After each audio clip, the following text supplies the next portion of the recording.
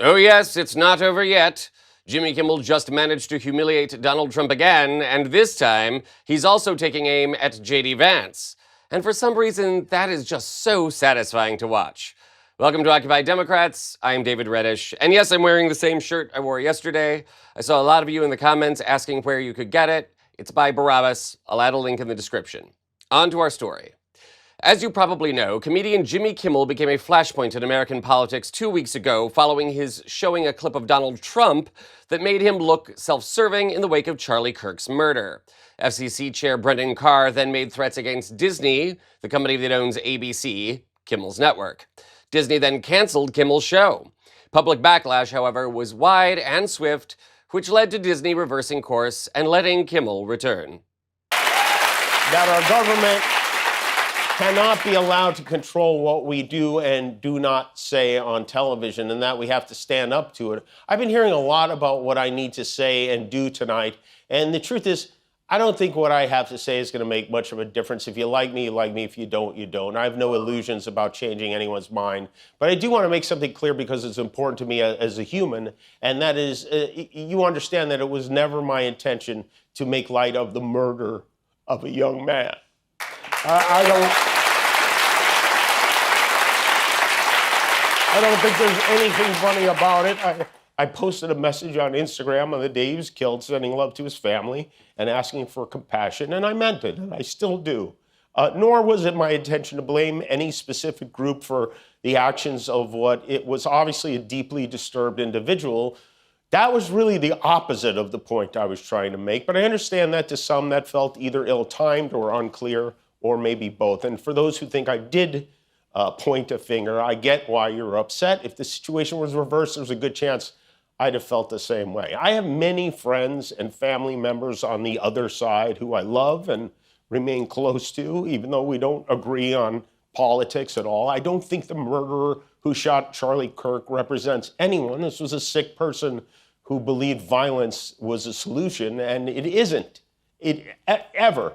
And also, selfishly, I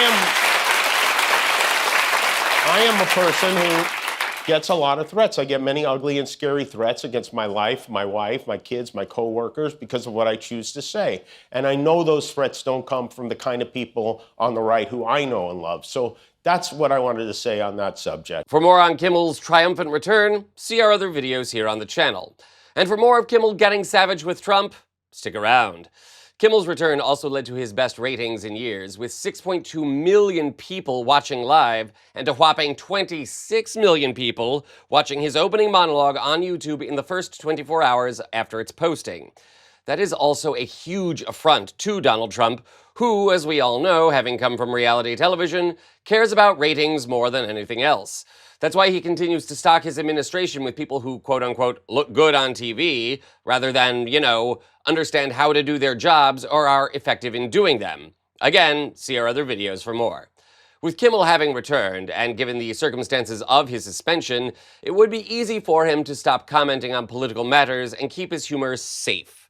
But that's not who he is, and now, not only is he trolling Donald Trump, he's trolling J.D. Vance. Following some comments Vance made on Fox News about Kimmel, the comedian clapped back last night. Take a look.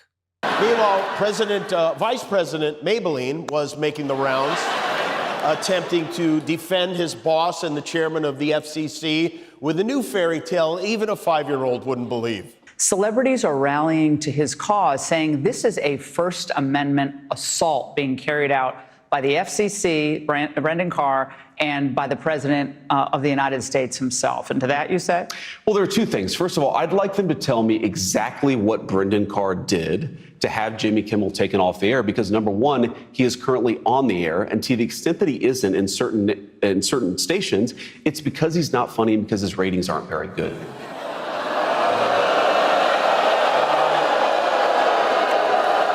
I have some good news for you, J-Dog. We're back on all the stations. And every home, every bar, every strip club, and every prison in America.